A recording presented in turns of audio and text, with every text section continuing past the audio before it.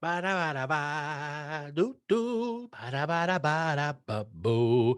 Just another Super Bowl Sunday. Ah, wish it was Monday, but it's not a Super Bowl Sunday. Episode 68, he says, with a very severe lack of confidence. Whatever episode it may be, it is the Scott Gibson Show. I am Scott Gibson. Who else would I be? Drastically kicking the library function upon my... It's episode 68. 68. 68. Who's at the gate? Episode 68. Why not open that gate and welcome me in as I ramble and rant about things that I've experienced or seen in the world. How are we? Are we well? Are we safe? Are we safe? Have we been vaccinated? Have you had the needle of destiny placed upon your arm?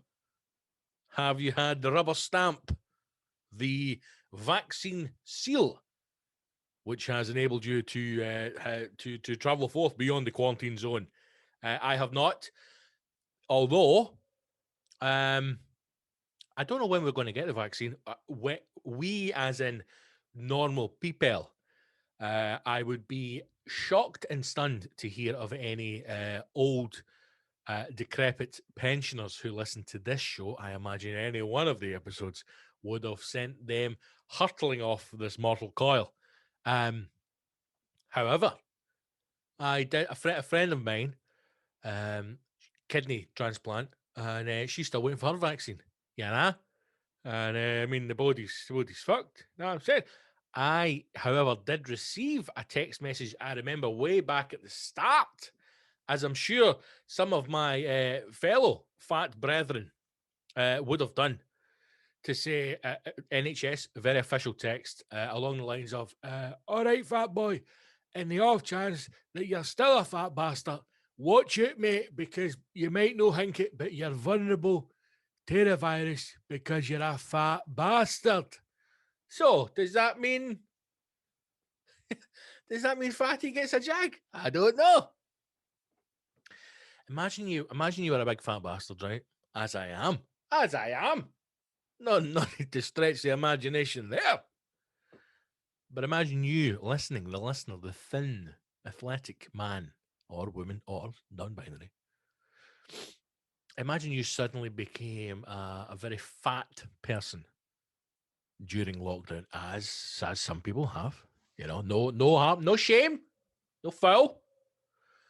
And at the turn of this year, you reassess the situation, and you dramatically shed the weight. You shed the weight to the point where you are no longer considered at risk due to your weight, and meaning you don't qualify for the early vaccine. And then you get COVID and you die. You know. So what I'm saying is, moral of the story is, let's all just get fat. Let's all put weight back on again. I obviously am still on a diet. I fell off the wagon last week. I say fell off the wagon. I took a tumble from the wagon, and there was a crossroads. Crossroads. There was a crossroads in my life at the very moment when I fell from said wagon. Now I could have got back on the wagon and apologise to the other Apache Indians for my failure to grasp hold of the reins of said wagon and to be thrown from it. That was option A. Or option B was to run in front of the wagon, forcing the wagon to stop, violently murdering everybody on the wagon, killing the horses, and setting fire to that wagon. On this occasion, we went for option B, the full wagon destruction. Because I think, listen, if you're on a diet, some of you may be, some of you may be wanting to reshape, remold your body, move your body, remold your body through choice. Some of you may have done it through force. You may be, your health may be in jeopardy. Your partner may have said, I'll not be putting that anywhere near me till you lose some weight. There are always factors which force men to lose weight. I don't think it's necessarily women, you know. I don't think I could be wrong, but I don't think a man has ever turned to a larger lady and said, if you don't lose some weight, Sandra, you can forget it if I'm going to be fucking rattling your bones. I don't think men really care, you know. That's why some would say it's hard to be a man in today's world. So, I say that if you're on a diet, even if you're making baby steps, you know, even if you're moving in the right direction, every little helps, as Asda says, or as it Tesco, one of them says, every little helps, you know. And if you fall from that wagon, don't beat yourself up about it. But also, if you fall, then why make it I just think, why make it a small tumble when you could make it an absolute catastrophic fall from grace, you know? And that's what I did one day last week. In fact, last weekend, I had a bad one, and the fall, the debauchery kept up throughout most of last week. You know, it's been coming. It's been coming. Let's be honest. I've not adapted well at the start of this year. The old mental health's not been fucking tickety-boo. I think it is the weather. It's been snow now. We'll go into snow in a minute. But it's been pissing with rain probably since the 5th of January here in Old Reekie. And we're a bit of a tumble. But getting back on it, slowly but surely. And it's all positive steps, you know? And that's all we can do in life is make positive steps, is the point I'm trying to make. So, what's been happening to me? Super Bowl. Let's just get it out of the way. I stayed up, as I'm sure many people did. I stayed up to watch it, and Kansas City Chiefs are my team. I say this, it's the team I support. I'm a Kansas City, I'm a chieftain, a chiefite, a Cherokee, that's a different thing, a chiefie, a chiefo, I'm a chiefie, as the Kansas City fans are known, the Chief Heffies, you know. And I put out a tweet a couple of years ago saying, I really want to get into American football. Who wants my support? And Kansas City Chiefs, to be fair to them, the official account tweeted me back and saying, everyone's welcome here. We could always do it with a new Chiefs fan. And I says, Kansas, that's it. You've got my love. You've got my loyalty. Now, have I ever watched a Kansas City Chiefs game since that date? No, I have not. But that does not stop me from being a Kansas City Chiefs fan. Such a fan that I didn't even know they were in a Super Bowl final a few years ago. But as with most things in lockdown, we're forced into a position where we're desperate for things to watch. So I stayed up and I watched the Super Bowl. I think I finally got to bed about 3 a.m. And I can honestly say, with impartiality, because I have no skin in the game, I can say that not only is that one of the worst sporting events I've ever watched, it's quite possibly one of the most boring things I've ever watched in my fucking life. I've never really understood American football because it just, obviously I played rugby. Obviously, I played rugby when I was young, and I don't think anyone would disagree, other than Americans, that rugby is a far more violent sport, far more aggressive sport, but also far more controlled. There's a very odd misconception with rugby that it is a violent game. What's the old saying? Football is a gentleman's game played by hooligans, and rugby is a hooligan's game played by gentlemen. Very much the case, you know? It's odd because I used to see friends who played football act in a certain way on the pitch and do certain things, and I think, if we did that on the rugby field, my God, you'd never play again, you know? But it was very, I mean, when you were playing, it was very hard, very aggressive, violent at times. You know, there was a bit of violence in it. Couple of times, a few things kicked off. A couple of incidents on the pitch that were a bit nasty. But there's It's very hard to explain unless you've played it, because it just goes with it. You know, that just matches with it, because it's very, you know, it's testosterone, man. It's all fueled. It's very, see this mic stand, I'm gonna fuck it in the bin. It is very violent, but it's a controlled violence, if that makes sense. And then when I watch American football and I think, right, there doesn't seem to be many rules here. They've all got helmets on, they've all got padding. There's no rules with regards to tackling, in the sense that you could just grab somebody, fuck them in the ground, throw yourself into them. All right, if someone is running without the ball, understand you can't tackle them.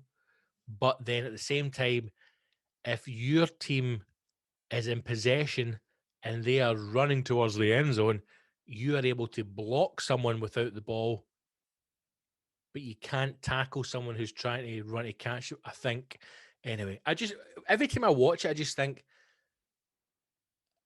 I would have been fucking amazing at American football. And I know half the guys that I played rugby with would have been absolutely incredible at American football. Because when you listen to them analyze it and talk about it, like anything else, it's like any sport, they have specialists in, or ex-players that can hold a conversation together. They're gonna get dementia. That's another conversation.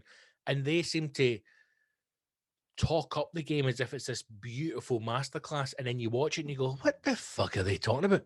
The essence of it is, if you're in the line of scrimmage, fuck knows, that first line, and they go, ha ha, and they throw it between the legs, and we've all done that. We've all done that over the years. Your only job is, the guy in front of you, you need to fuck him out the road, and then fuck the wee guy with the ball. And that's it. That's it. That's the fundamentals of American football. When he says go, the guy who is directly in front of you, fucking shiklacky him out the way. And then the guy who's about to throw it, he fucking bulldozer him to the ground. Try and kill him. Now, I'm sure there's technique involved, although I don't know what the technique is. I'm sure there's other things that are added to it, but I don't get it.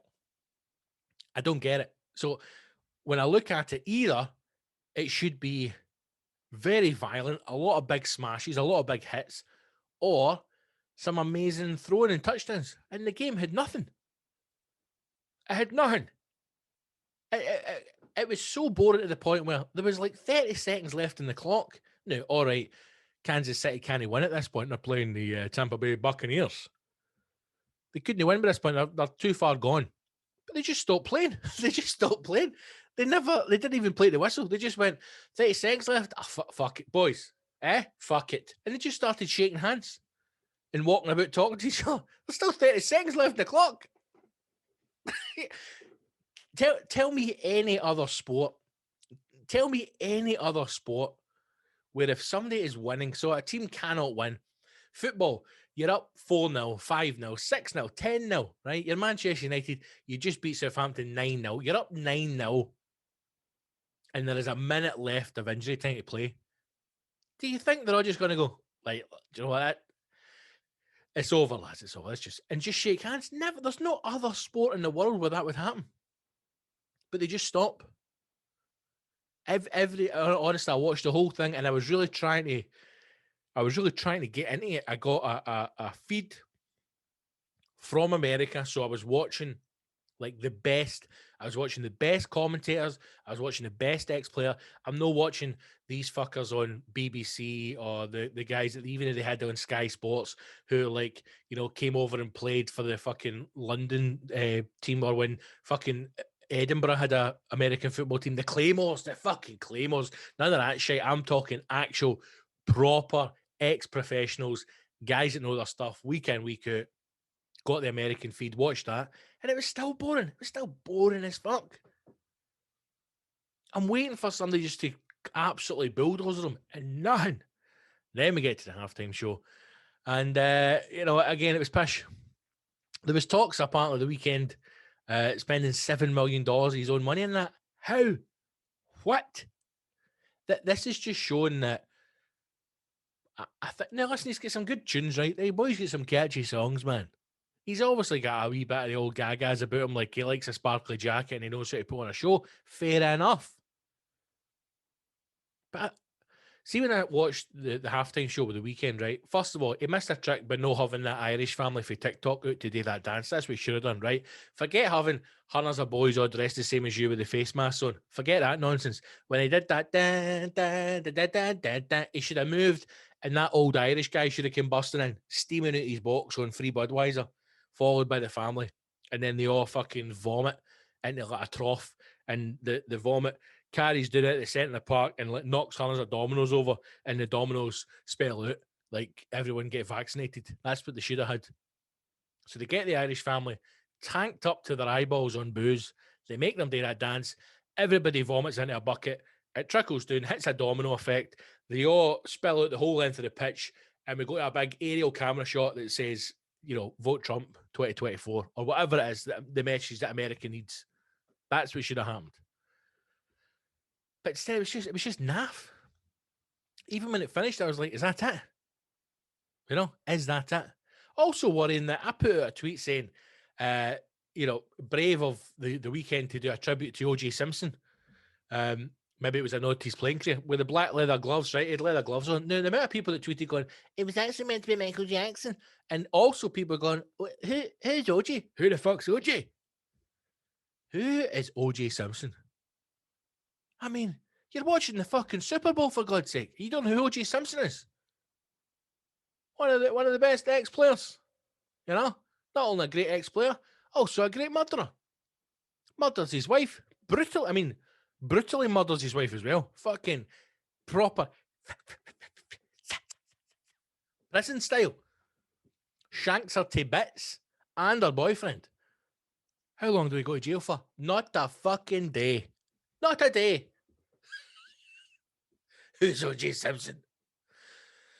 So it was poor. It was a poor show, and I felt annoyed after it that I just wasted a potential good night's sleep to stay up to watch that crap. But I don't know. I've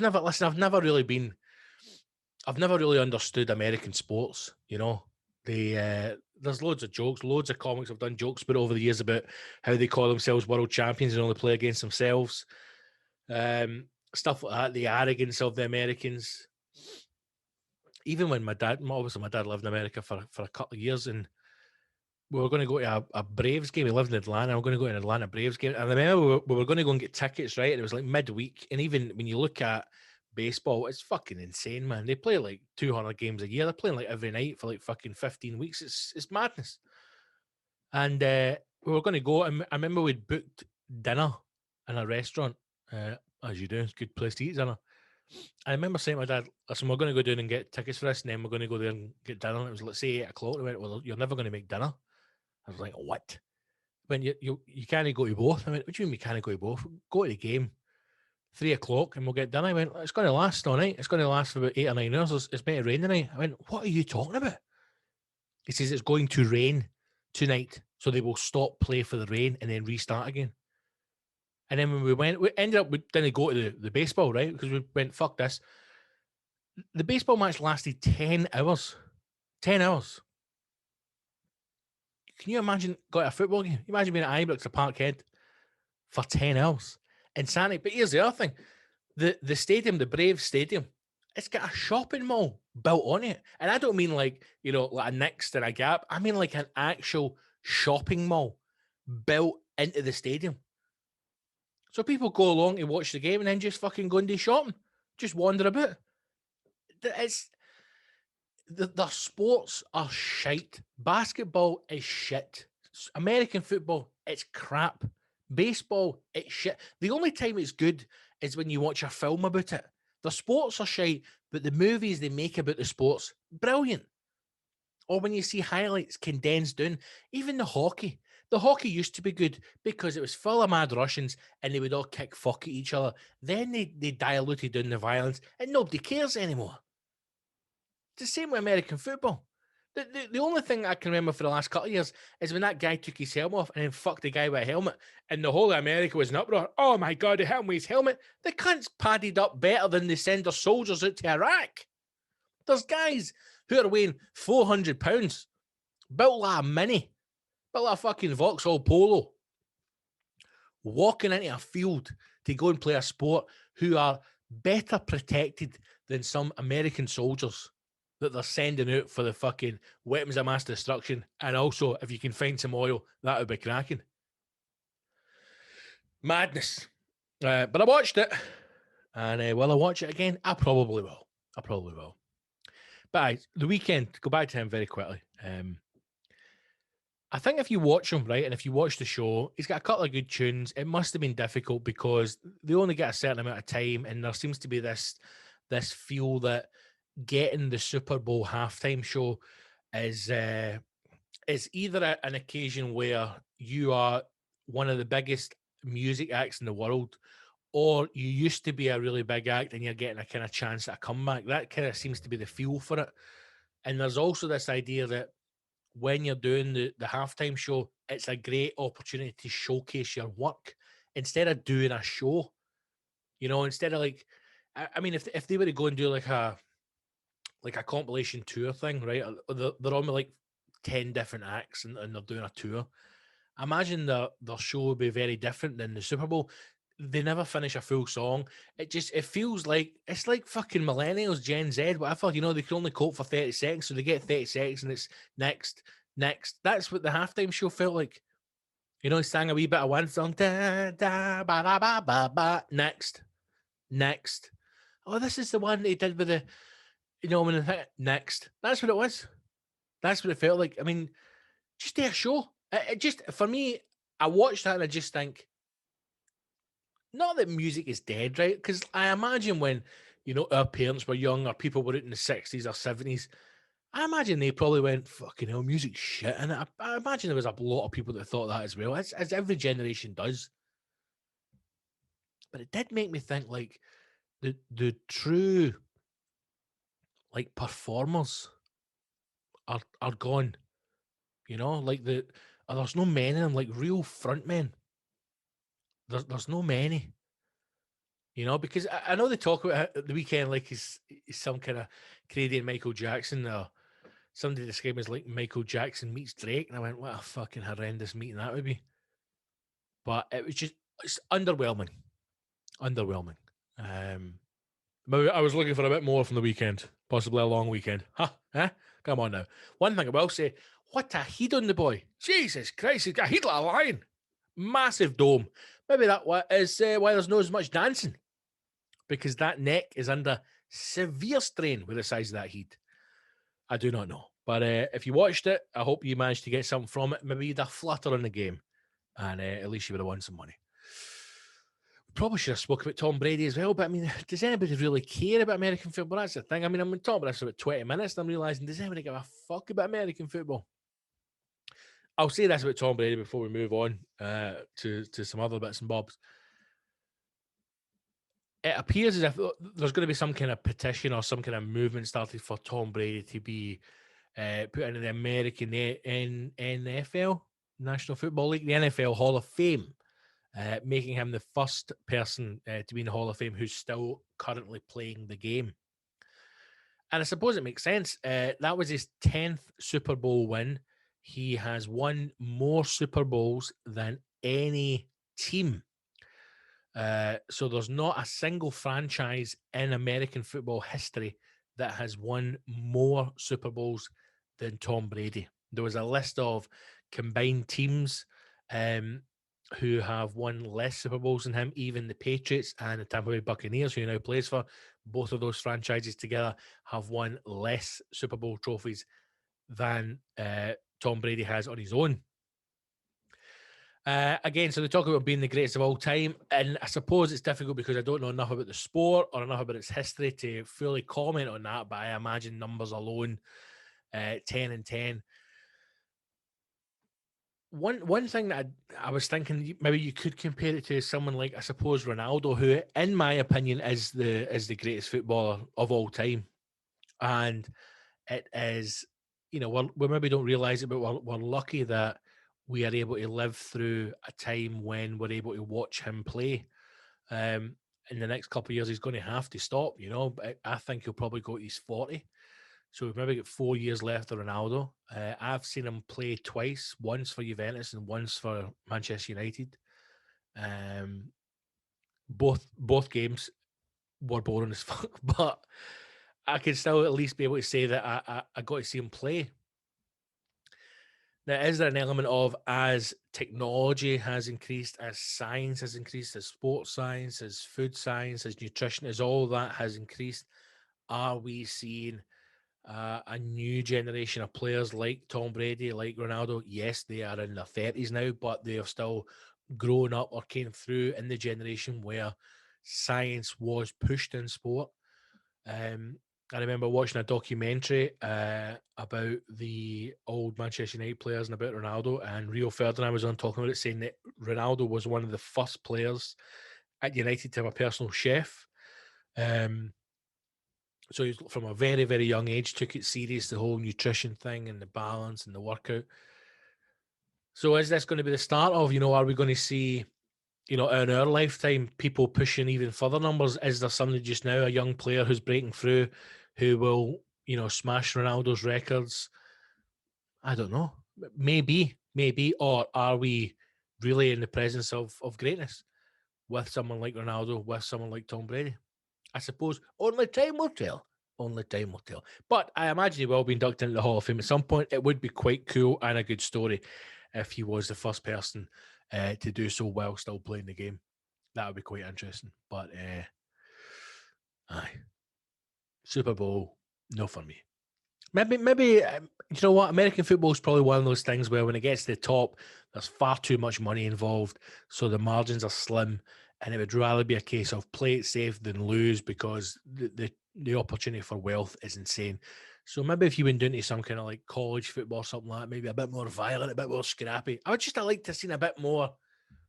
I would just like to have seen a bit more fight. All I kept thinking was, this is the Super Bowl final, man. Fucking get on about it. Going about it. But if you watched it, you enjoyed it, good for you. If you didn't, we've wasted 20 odd minutes rapping on about nonsense. But hey, there you go. That's what it is. It is what it is. So well done to the Buccaneers, and I hope they all partied in Tampa. I started watching a show last night, Next in Fashion, which is on Netflix. Now, I mean, if the title alone doesn't give you an idea that I am scraping the barrel of entertainment to try and find something to watch of an evening, even to the point now where I would settle for it, like even a solid 5 out of 10. I would settle for that, and I can't even find that on fucking Netflix, Amazon, Apple TV, Disney Plus. Can't even find that anymore, because we're having to go back to the classics. We're having to go back to films made in the 90s, films made in the 80s, when cinema was cinema. So, stumbled across this thing, Next in Fashion. I like a wee show like that. I like a wee show where it builds characters and you get involved in it. I was going to say I enjoy fashion. Clearly, I do not enjoy fashion if anyone has seen me in the flesh. But as a large person, I don't feel as if fashion is for me. And certainly, this type of fashion, like high-end catwalk stuff, on the catwalk, that kind of fashion, right? London Fashion Week, Milan, Paris, that kind of stuff, that's not for anybody, unless you are a millionaire, billionaire, or some an international plaything. That isn't for you. The fashion I'm talking about is fashion where you see it on the runway, and and they know. Listen, the people who make this stuff, they know as well. No one is ever going to wear this. Right? No one is ever going to wear this stuff. You will never, ever see this stuff ever again, other than on these poor, dying people. You'll never see them worn by another human ever again, right? It's that kind of fashion, okay? And I like it. I like it. 2 reasons. One, it's a whole other world that we will never be part of, never understand, and never fully accept as being real. All right. And the second thing, I'm interested to see how they make this stuff. Right. I quite like that. I think it's very talented. This design at that level of design, where they can draw a picture, have a concept, go and get some fabric, and then they make something, and I was going to say it's stunning. It's not stunning, right? But they certainly make something that is a little bit, turn the phone on silent, a little bit mad, right? I like that. I think that's why the pottery stuff does well. There's a glass blowing one on Netflix, which is oddly very entertaining as well. It draws you in, and I think it's something to do. I think it's, there's something very interesting. There's something very personable about watching someone who has a particular skill that is able to I was going to say able to show you that skill, but that doesn't really make sense. What I mean is they're able to take their skill, their talent, their art, and create something in front of you, so that there's no lies, there's no smoke and mirrors, there's no bullshit. You see someone take some clay, make a beautiful pot, chess piece, cups, plates, whatever it may be, stick it in the kiln. You watch then that old kind of guy comes in and with a fucking teddy boy and then cries, and it's very emotional, but you can physically see them take their talent and make something, just like glass blowing. You see them, physical talent, they're an artist, they're creative, and they create something in front of you. And there's something about that attracts us all to it. It's very interesting to watch. There's also an element aspirational to it, where you go, maybe I could be a fashion designer one day. There's that element to it as well. Escapism is the word we're looking for. It all makes up for a decent show. So I like that, and I like watching them make the stuff. But there's a guy Tan on it from Queer Eye for the Straight Guy, which was then changed to just Queer Eye. I like him. Alexa Chung is also a host who I don't like. I don't like her. She's got a bit of banter, but it's it's take that banter with a pinch of salt. She needs a feed. She doesn't look well, the lassie. She doesn't look well. So I'm saying it's uncomfortable to watch. But we started watching that, and one thing that I found very interesting, and it got me thinking about it, is we don't necessarily see how far fashion has come on in regards to science, right? And allow me to connect the two. There's obviously material now that never existed when we were younger.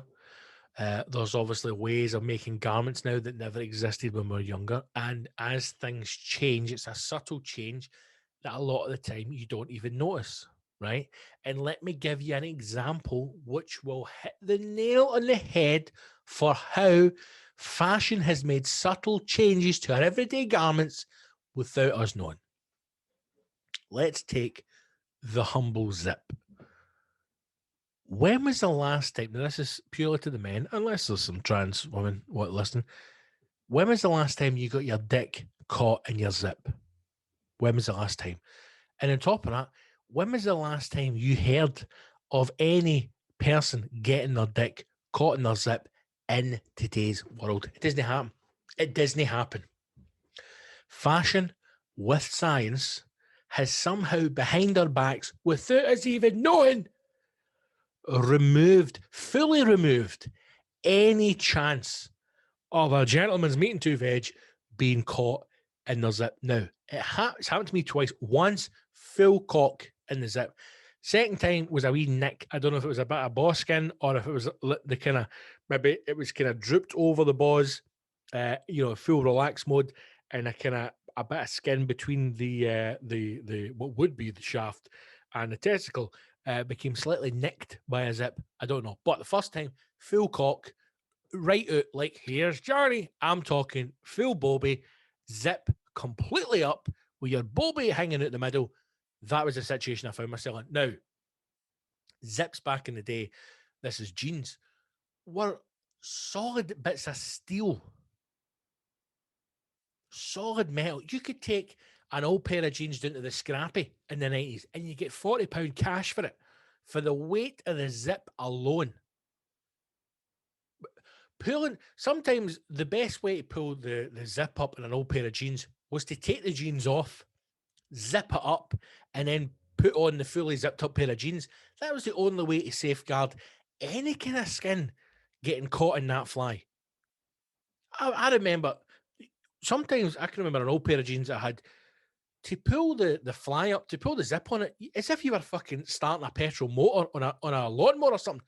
It was an unbelievable amount of force you had to put in. You'd have to grab a handful of the jean at the crotch to create kind of some tension in the fabric, and then yank that zip up. Now, I cannot remember the exact instant. It was in my mother's house. It was in the bathroom. I remember, I don't even think I screamed. I think I just made a sound. I think that I had crushed? That's not what, Scott. I think I had crossed a pain barrier so extreme that my body, it never knew how to react to it. I imagine it's going through the manual going, what? This is a level 16 in the pain threshold. We've never had anything above a 5. What noise do we make for that? None. It was just a silent rumble. Pulled the zip up, and I don't know if I was in a rush. I was young. I think I was maybe 10, maybe 11. Some obviously wanted to go and play with my pals, make some daisy chains and run about the streets. I don't know if I was in a rush, but I remember yanking the fly up with the force required to fully retract the zip, and my whole cock got caught in the zip. And I was panicked. I remember thinking, I'm dead. I'm going to die. I'm going to lose my dick. My cock's fallen off. I'm dead. And then it's that horrible situation where you're trying to unzip it with yourself trapped, the most valuable thing you'll ever own, trapped inside it. But when was the last time you heard of anybody getting their dick caught in their zip? It doesn't happen. Now, I know there might be people going like, I've heard somebody at all the time. That's probably through choice rather than through accident. There are people out there who are, I'm not going to say the word strange because each to their own, but sometimes some men do things to their willies that should not be allowed, in my opinion. But I think that is an occasion where fashion and science has moved us forward as a species, in order that young men of today will never have to experience the horror. Because, I mean, there's for days after it, you're concerned. I remember thinking I was going to have a hole in it and I was going to be peeing funny, like an old watering can. I remember thinking that.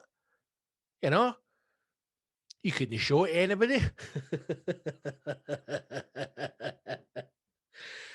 May I just get my dick caught in my zip? Can you take a look at it for me? What the fuck are you talking about? You couldn't show it to anybody. Full cock, trapped in the zip. Set it free, man.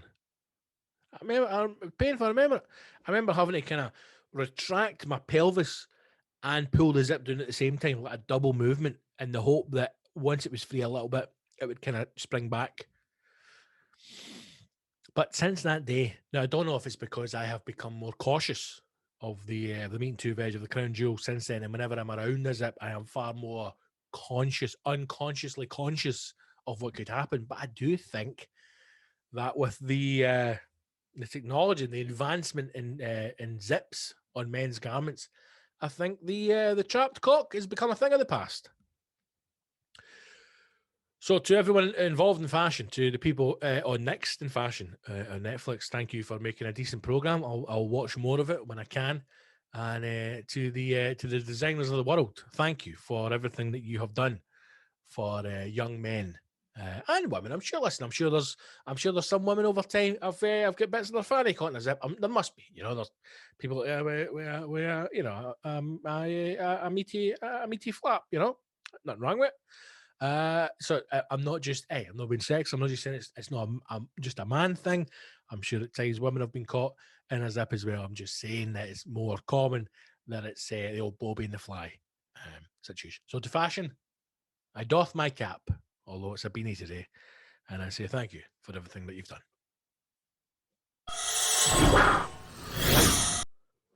Right, let's take a look at two wee news stories, shall we?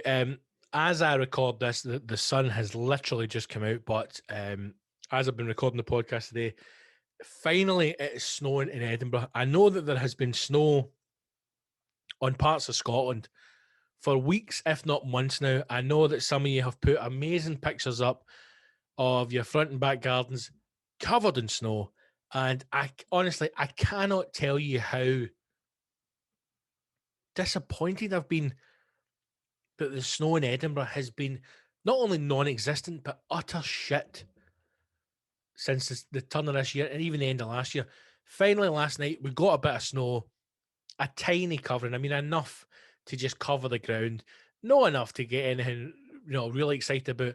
And this afternoon, it's been snowing again. A blizzard, I think is the technical term. So I am hopeful.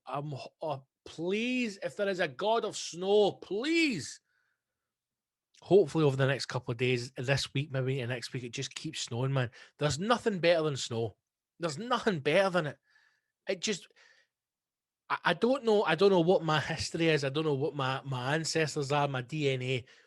I honestly think I came from some fucking snowy mountain somewhere. I don't know. There is just something about snow. I absolutely love it. I absolutely love it. It just makes you happy, it makes you smile, it makes you happy. And listen, see if you're one of these people who's like, I hate the snow, you are fucking dead inside. And please just remove yourself for humanity, because we don't need you anymore. The amount of people used to go, have you ever tried driving in the snow? Yes, I have. Yes, I have. And do you know what? It's fucking easy. Because you know why? I'm an adult in a 4x4. It's snow. It's not fucking lava. Do you think a Russian opens his door? Oh my God, it's fucking snow. Look at the snow. I don't know what accent that is. The fuckers, half a litre of vodka, put the chains on the motor, and off they go. Parts of Canada, out in the middle of arsehole of nowhere. Think some wee Inuits opened the door and went, in the name of fuck, look at this snow, man. I fucking hate snow. But we just like a more in this country. Some people do. But I love it, man. And to make things even worse, obviously, I'm glad there's a wee bit of snow now in Edinburgh. To make it worse, there's incredible snow in Amsterdam. Oh, of course there is, man. Greatest city in the world, man. Greatest city. No, there's some amazing snow there. If you get a chance, look at some of the pictures on Instagram. There's an account called Beautiful Netherlands, and it just posts the most stunning pictures of Amsterdam and other cities throughout the Netherlands. It's just the most beautiful country in the world. Honest to God, I don't know why do we not all live there? Why do we fucking have to live here? Anyway, bit of snow is picked up. So, a news story which now appears to be news south of the border, which is not really news to us. I imagine most of you will already be aware of it, but we'll talk about it anyway. An article has come out since the weather has changed about Scotland's gritters. Now, I just thought this was something that was common knowledge, but apparently to English people, it is not.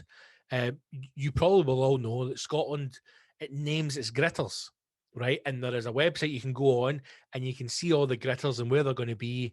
And if there's obviously problems or there's like a snowfall or a snow drift, you can notify your council and you can see what wee gritters coming. But this seems to be now a big thing. And as always, being Scottish and having a great sense of humour, all the gritters have names.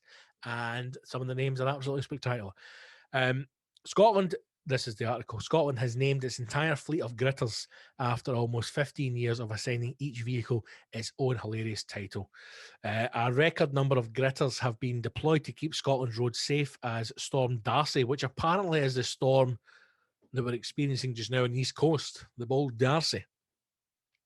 As Storm Darcy continues to blow heavy snow, blizzards and freezing -14 temperatures throughout the east coast of the country. It has been a Scottish tradition to name each truck since 2006, when primary school children were first asked to put forward their best ideas. The most recent appeal for submissions, which ran from December 23rd to January 15th, brought in a series of funny names that finished off the 213-strong fleet. It's a nod to the bizarre state of the world. One gritter was called Snokily Distanced. Now, I mean, some of the names are brilliant and some of the names are painful. Anything with a pun in it tends to be painful. Snokily Distance, while others stuck to classic references such as You're a Blizzard Harry, Lord Coldamort, and Sleetwood Mac. Sleetwood Mac's a beauty, man. You're a Blizzard Harry. A total of 5 gritters took their name from tributes to Scottish James Bond actor Sir Sean Connery, who died last October. He's been commemorated. Here we go. So these are the James Bond, or these are the Sean Connery trucks. He's been commemorated with names such as Dr. Snow. Okay.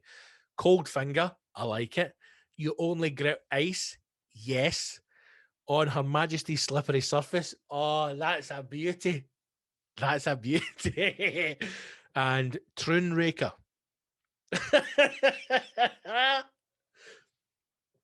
Now, if they don't put Troon Raker in Troon, then they've completely missed the boat with that one, but hopefully they will. That's good, man. On Her Majesty's slippery surface. That is a great name for a gritter. The newbies have joined old favourites from previous years, which include Yes Siree, Ice Can Boogie, Ice Can Boogie, Buzz Ice Clear, and Iron Brew grits you through. That's a shouter. Fuck off, Iron Brew.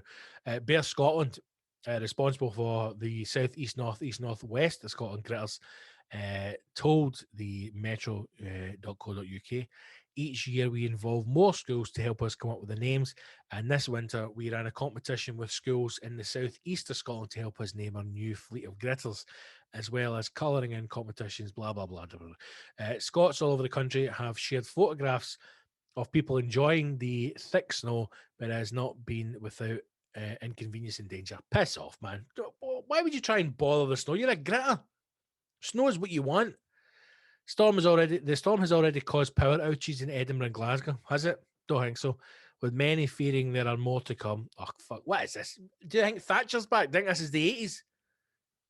There's going to be a power cut. I mean, again, as we talk about fashion moving the world of trapped cocks forward, when was the last time we had a power cut?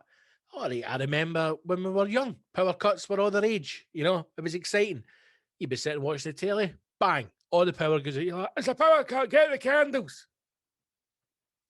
You'd wake up in the morning and you'd go, fuck me, what a bloody sleep that was. You'd look at your alarm and it would say midnight, and you'd be like, midnight? It can't be, the sun's up. And you're like, oh no, there's been a power cut in the middle of the night and it's 2:30 in the afternoon.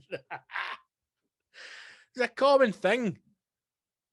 Power cuts are not coming back. If you get a power cut now, it's because some fucking junkies pulled your fuse box out. Right, that's it. Or you've not paid your bill. They finally followed you to your new address because you signed up for the next vote and they've shut you down. That's what's happened. Fucking power cuts, man. If you're still getting power cuts now because of weather, you live in butt-fuck nowhere.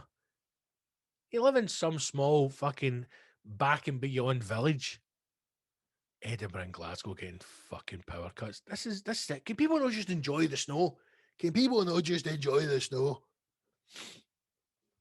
Transport Scotland has warned of long delays as well as cancellations to bus and rail services. There's a fucking national global pandemic. You shouldn't be fucking going anywhere.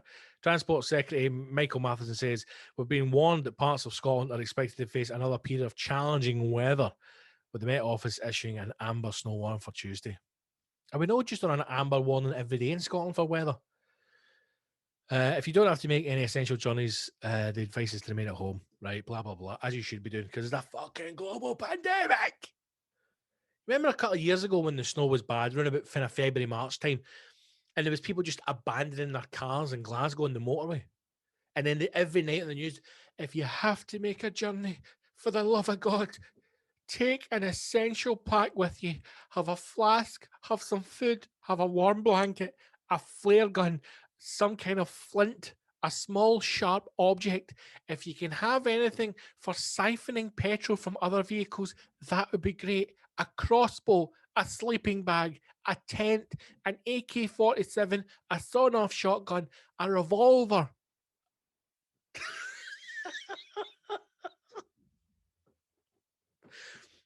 You had people getting out their motor on the M8 going, in the name of God, we're going to perish. You're sitting outside Silverburn, then. You're sitting outside fucking Silverburn. Walk up the slip road, you'll be in Wagamama in 10 minutes. Honest to God, man. Sometimes people do things in this country, and I just think, how... See when I see people trapped in their car in the snow, my first thought isn't like, oh my God, look at these poor bastards trapped in the snow. How will they survive this weather? My first thought is, how the fuck did these idiots get dressed in the morning? I am amazed by stupid people. Absolutely. The fact that there are not maybe a few thousand functioning idiots in cages getting force-fed fucking Marlboro fags and getting tests done on them. That's the shit science we're doing. Because stupid people, I mean, real stupid people, they have the most beautiful lives. I have terrible fucking depression, mental health, suffer from anxiety, but I now know the things that make me anxious. I don't do them. A stupid person doesn't even know how to spell anxiety. Doesn't know what it is. They just float around life. Everything they need in life just comes to them. They're given it because they're idiots. If you are stupid enough to get trapped in Scotland in snow, you're a fucking moron. Take them away, crush the motor, turn them into sandbags. How many times do I need to say this? Extreme violence solves everything. We need to get back to fucking killing people. See if you get trapped in a snowdrift. The gritters should have fucking bolt guns in the back of the gritting lorry. They should turn up, pull your car to the side, and then fucking bolt gun you in the back of the neck. Oh, Jesus. So get online and look out for your favourite gritters. But those James Bond ones, that on Her Majesty's Slippery Surface, that's an absolute beauty. I'm trying to see what else we've got here. There's one called Gony Snow Day, that. Sir Grits a Lot, Rumble, Gritalica, Frosty, Mr. Blow, Ice Destroyers on Her Majesty's Slippery Surface, Sir Grits Hoy, Salt Disney, yes, Sweet Child O'Brien, Tamil Salter, what a name, the Sir Salter Scott, Sir Salter Scott, Lord Coldemort, and You're a Blizzard, Harry. They're obviously working together. License to Chill, Led Zeppelin, come on. Ready, Spready, Go. Ready, Spready, Go. That is beautiful, man. That is absolutely beautiful. Oh, that's what we should do. That's how we should raise money in Scotland, right? We don't need to have fucking Tom Moore. We don't need Walk Gardens. We just, every like children in need in Scotland, we just auction off the chance to name one of the gritters. That's what would bring us together. That's how we separate. We end sectarianism in Scotland. Whoever wins the Scottish Cup gets to name the fucking gritters. Oh God. Get out and enjoy the snow, man. Get out and enjoy the snow. Right, let's finish up with this. We're going back to the Metro for this this little ditty. I'm just going to read you the headline because it's another classic Metro headline where it just sums up everything in the story for us. Boy almost died. You're thinking, in the name of God, at a time when the world is on fire, children are most vulnerable. How is this boy died? Has it been an abusive parent? You know, has his mother gone off the edge and tried to kill a loving son? Is it COVID? Is it some kind of horrible disease that he's been unable to be treated because the hospitals are allegedly overrun with COVID patients? How has this poor boy almost met his fate? Let's find out.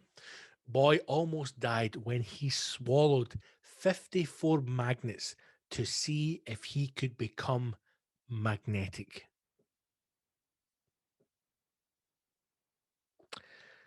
That's right. If there's ever a time when you think that we are slipping so far from normality and so far from what the real world used to be that you are genuinely afraid that we're never going to get back to where we were as a species, where we were with our daily lives, how we used to live, how we used to interact. If you are at any point fearful of what the future may be, please take comfort in the fact that at their core, people are still idiots. Boy almost died when he swallowed 54 magnets to see if he could become magnetic. Wait, I mean, we'll obviously read on, but Where do you get 54 magnets from? That's my first question. A science mad boy. Science mad. Science off his nut. He's swallowing marbles and wanking into Bunsen burners. He's off his fucking nut for science. A science mad boy had to have 6 hours of life-saving surgery after he ingested dozens of magnets for an experiment. It's for science, mum. Riley Morrison, 12, swallowed 54 magnetic balls to see if he could get metal, stick to his stomach and what they looked like when he went to the toilet. What on earth is happening, man? At 12 years of age, I was getting pissed. At no point have I ever thought, I wonder what was... Jesus Christ, what was that? I wonder what would happen if I swallowed 54 magnets. Do you think I could get metal to stick to my belly? I don't know, mate. I wonder what those magnets would look like when I shit them out. Probably look like shit. A wee magnet covered in shite, probably.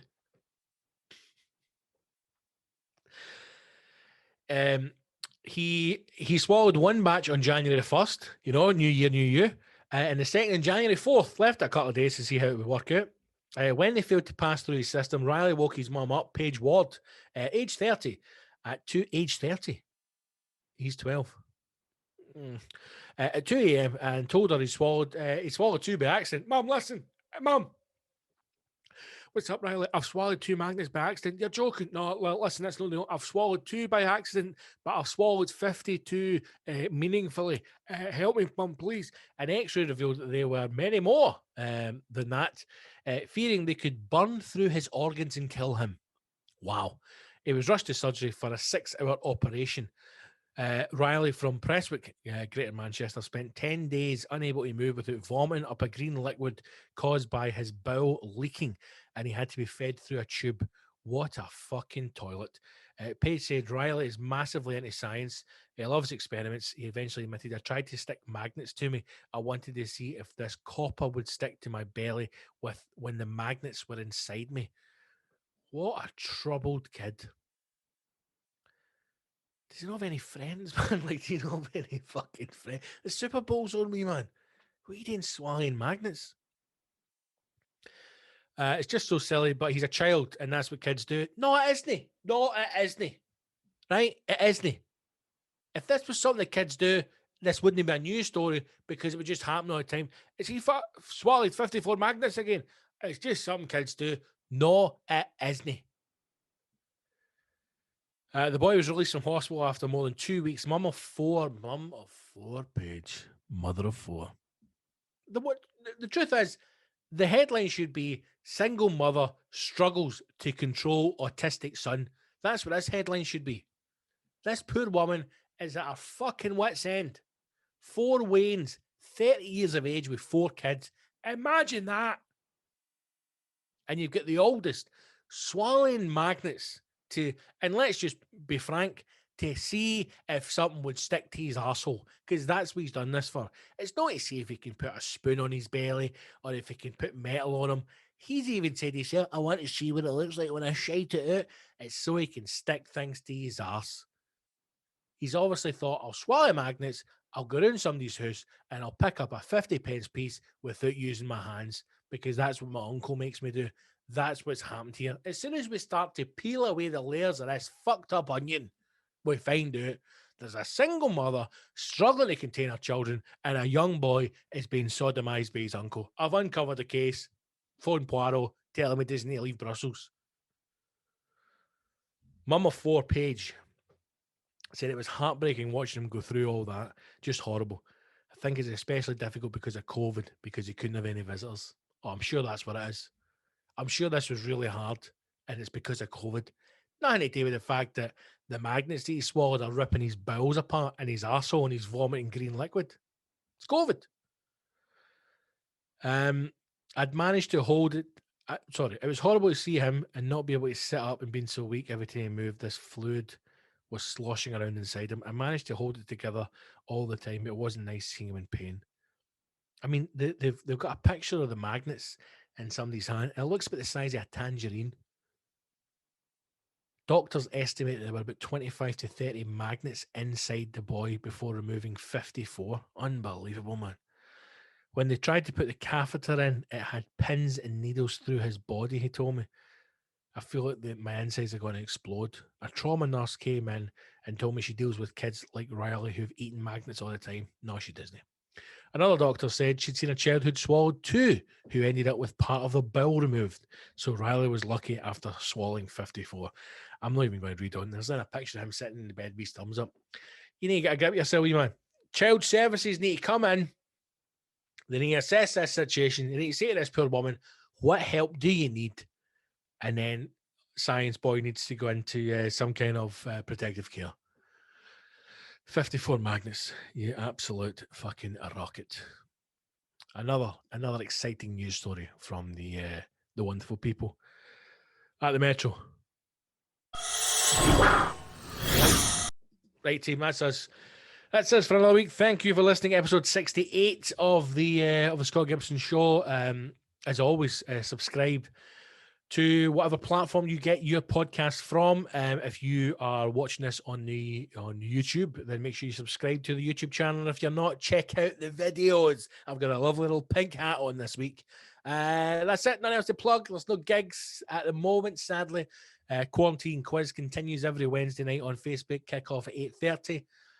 If you would like extra content from the show or to support the show further, then please become a Patreon. Head to patreon.com/Big Scott Gibson. That's patreon.com/Big Scott Gibson. Sign up.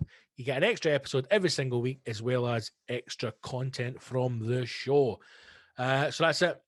That's it. Nothing else. Stay safe. Look after yourself. The R number is falling, but the death rate is rising. It doesn't make any sense. So look after yourself. Wash your hands and your arsehole. And hopefully I'll see you on a battlefield very, very soon. Subscribe to the show. Share it. Like it. Get in touch. That's it. 60 in the bank. All the best. Take care. See you later.